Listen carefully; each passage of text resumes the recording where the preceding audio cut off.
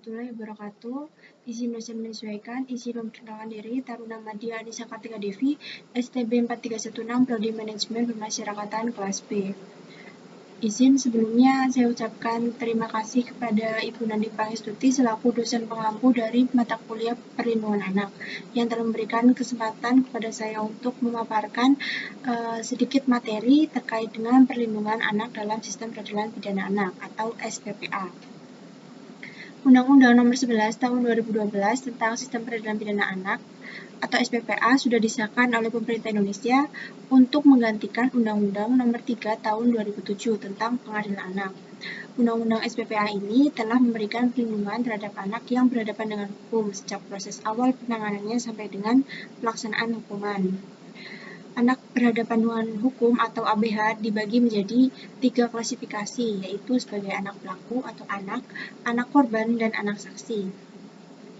Anak yang berkonflik dengan hukum yang selanjutnya disebut anak adalah anak yang telah berumur 12 tahun tetapi belum berumur 18 tahun yang diduga melakukan tindak pidana. Untuk anak yang menjadi korban tindak pidana yang selanjutnya disebut anak korban adalah anak yang belum berumur 18 tahun yang mengalami penderitaan fisik, mental, dan atau kerugian ekonomi yang disebabkan oleh tindak pidana. Untuk anak yang menjadi saksi tindak pidana yang selanjutnya disebut anak saksi adalah anak yang berumur 18 tahun yang dapat memberikan keterangan guna kepentingan penyidikan, penuntutan, dan pemeriksaan di sidang pengadilan tentang suatu perkara pidana yang didengar, dilihat, dan atau dialaminya sendiri. Untuk substansi yang diatur dalam Undang-Undang Nomor 11 Tahun 2012 ini antara lain adalah mengenai penempatan anak yang menjalani proses peradilan dapat ditempatkan di Lembaga Pembinaan Khusus Anak atau LPKA. Menurut Wagyeti Sutoyo, substansi yang paling mendasar dalam undang-undang ini adalah pengaturan secara tegas mengenai keadilan restoratif dan diversi yang dimaksudkan untuk menghindari dan menjauhkan anak dari proses peradilan sehingga dapat menghindarkan stigmatisasi terhadap anak yang berhadapan dengan hukum dan diharapkan anak dapat kembali ke dalam lingkungan sosial yang wajar. Untuk sejauh ini, negara Indonesia telah meratifikasi Konvensi Hak-Hak Anak. Hal tersebut tercantum di dalam Keputusan Presiden atau Kepres Republik Indonesia Nomor 36 Tahun 1990 tentang pengesahan Convention on the Rights of the Child atau Konvensi tentang Hak-Hak Anak. Menurut Setiawarsudi menyatakan bahwa berdasarkan Konvensi Hak Anak tahun 1989 atau Resolusi PBB Nomor 44/25 tanggal 5 Desember 1989, hak-hak anak secara umum dapat dikelompokkan dalam 4 kategori hak anak, yaitu hak untuk kelangsungan hidup, hak untuk tumbuh kembang, hak untuk perlindungan, dan hak untuk partisipasi. Menurut Abu Hurairah yang di dalam bukunya menyatakan bahwa hak anak secara universal juga telah ditetapkan melalui Sidang Umum Perserikatan Bangsa-Bangsa atau PBB pada tanggal 20 November 1959 dengan memproklamasikan Deklarasi Hak-Hak Anak.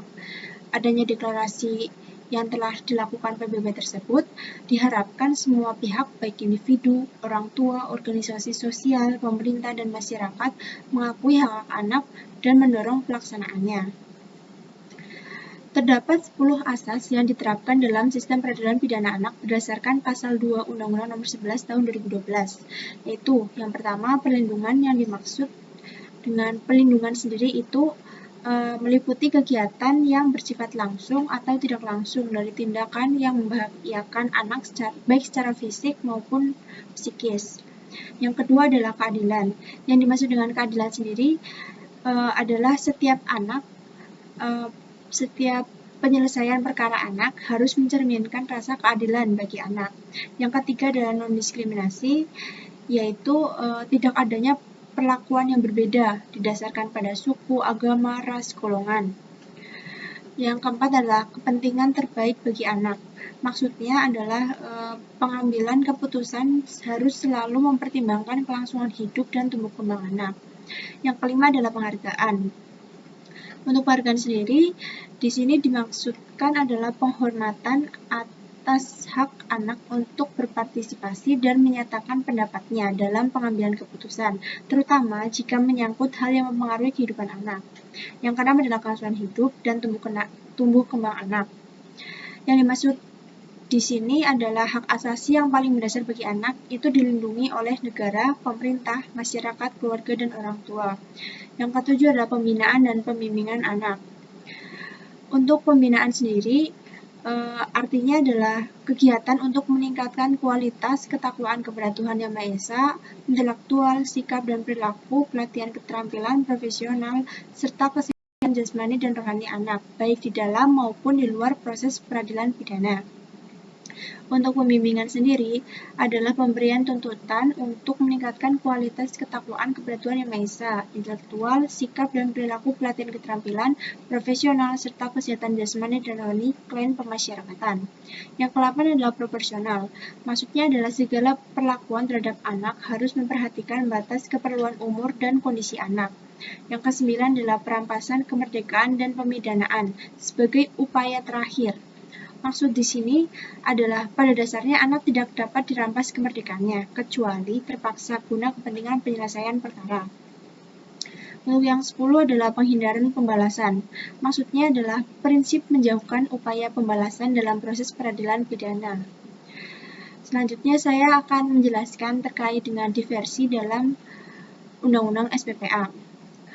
Untuk pengertian sendiri, diversi adalah pengalihan penyelesaian perkara anak dalam proses peradilan pidana ke proses di luar peradilan. Diversi dilaksanakan pada tingkat penyidikan, penuntutan, dan pemeriksaan di pengadilan melalui musyawarah dengan melibatkan seluruh komponen yang terlibat dalam proses hukum tersebut. Tujuan dari diversi seperti yang tercantum pada pasal 6 Undang-Undang Nomor 11 Tahun 2012, antara lain yang pertama adalah mencapai perdamaian anak di luar proses peradilan, yang kedua menyelesaikan perkara anak di luar proses peradilan, yang ketiga adalah menghindarkan anak dari perampasan kemerdekaan, yang keempat mendorong masyarakat untuk partisipasi, dan yang kelima adalah menanamkan rasa tanggung jawab kepada anak. Secara yuridis telah diatur bahwa diversi wajib dilakukan semua tingkat pemeriksaan, baik penyidikan, penuntutan, dan persidangan.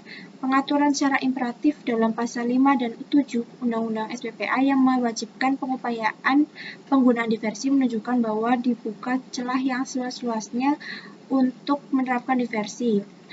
Pasal 7 ayat 2 Undang-Undang SPPA membatasi penggunaan diversi dengan mengatur bahwa diversi hanya dapat dilakukan dalam tindak pidana anak yang diancam dengan pidana penjara di bawah 7 tahun dan bukan residivis atau pengulangan tindak pidana. Konsekuensi dari pembatasan ini menjadikan adanya penyaringan kasus atau filterisasi yang bisa diselesaikan melalui jalur diskresi. Pertama, secara absolut melihat bahwa diversi hanya bisa dilakukan terhadap tindak pidana yang tidak berat, yakni tindak pidana anak yang diancam dengan pidana penjara di bawah 7 tahun, dan bukan merupakan pengulangan tindak pidana atau residivis. Dalam artian ini, bahwa tindak pidana anak dilakukan oleh anak yang bukan residivis atau baik sejenis maupun tidak sejenis dan tindak pidana yang telah diselesaikan melalui diversi. Hal ini menegaskan bahwa diversi tidak bisa dilakukan terhadap anak yang pernah melakukan kejahatan sekalipun kejahatan ini diselesaikan melalui jalur diversi. Dalam pelaksanaannya, Undang-Undang SPPA memerlukan dukungan keterlibatan dari berbagai instansi, yakni Kepolisian, Kejaksaan Agung, Mahkamah Agung, Komisi Perlindungan Anak, Kementerian Hukum dan HAM, Kementerian Pendidikan dan Kesehatan, serta Kementerian Pemberdayaan Perempuan dalam pembentukan kebijakan pencegahan, penyelesaian perkara, rehabilitasi, dan reintegrasi sosial. Untuk esensi dari diversi dengan pendekatan restoratif justice adalah pengalihan proses penyelesaian tindak pidana dari dalam keluar pengadilan melalui metode musyawarah mufakat dengan mengutamakan pemulihan, perbaikan keadaan semula sebelum kejahatan terjadi dan dengan pemenuhan kebutuhan korban, pelaku, dan masyarakat. Hal ini tertuang dalam pasal 8 Undang-Undang SPPA, bahwa diversi dilakukan dengan cara musyawarah dengan melibatkan banyak pihak.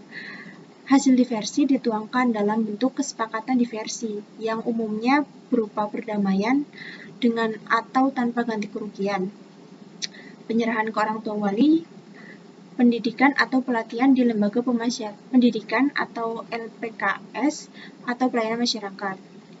Apabila tindak pidana yang dilakukan termasuk ke dalam pelanggaran, tindak pidana ringan, tindak pidana tanpa korban, atau nilai kerugian korban tidak lebih dari nilai upah minimum provinsi setempat, maka penyidik dapat melakukan diversi atas rekomendasi pembimbing kemasyarakatan dan bentuk hasil diversi dapat berupa ganti rugi, rehabilitasi medis atau psikososial, dikembalikan ke orang tua atau wali, pendidikan atau pelatihan di lembaga pendidikan atau LPKS atau pelayanan masyarakat. Kesepakatan diversi ini selanjutnya didaftarkan ke pengadilan untuk dijadikan sebuah penetapan. Baik, mungkin sekian sedikit materi yang bisa saya sampaikan. Kurang lebihnya mohon maaf dan terima kasih atas perhatiannya. Wabillahi taufiq wal hidayah. Wassalamualaikum warahmatullahi wabarakatuh.